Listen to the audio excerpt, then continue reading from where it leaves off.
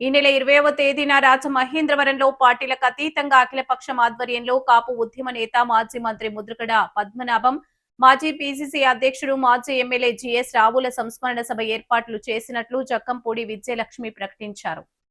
Rajamahendravaram central jail ఎదురుగా ఉన్న మంచిర్యాలలో సోమవారం మధ్యాహ్నం 2 గంటలకు ఈ సంస్మరణ సభ ప్రారంభమవుతుందని తెలిపారు.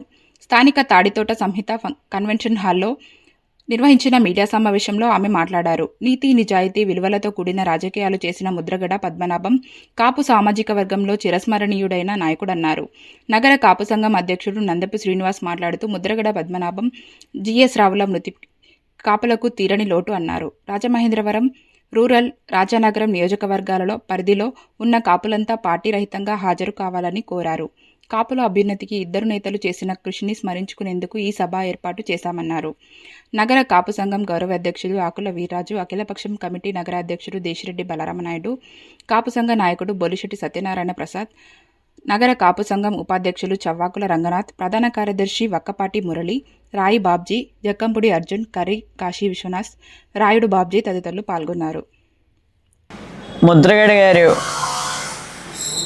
మరణించినటువంటి సందర్భంగా ఆయన గురించి ఒక సంస్మరణ సభని ఏర్పాటు చేయాలనేటటువంటి ఆలోచనతో కాపునాడు నాయకులు, కాపు నాయకుల్ని, అదేవిధంగా ముద్రగడ గారి అభిమానుల్ని కూడా పిలవటం జరుగుతుంది.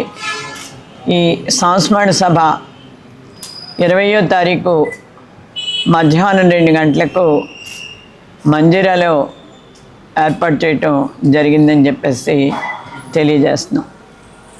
ముద్రగడ గారి నుంచి బహుశా ఈ రాష్ట్రంలో తెలియని వారు ఎవరు ఉండరు. ముద్రగడ అనగానే ప్రతి ఒక్కరికి ఒక కాపు ఉద్యమ నాయకుడు గుర్తు రావటం జరుగుతుంది. దానికంటే ముందు ముద్రగడ గారి నుంచి మాట్లాడుకోవాలి అంటే నీతి తన మతంగాను, నిజాయితీ తన కులంగాను మలుచుకుని ముందుకు నడిచినటువంటి మహనీయమైనటువంటి వ్యక్తి ముద్రగడ గారని చెప్పుకోక తప్పదు.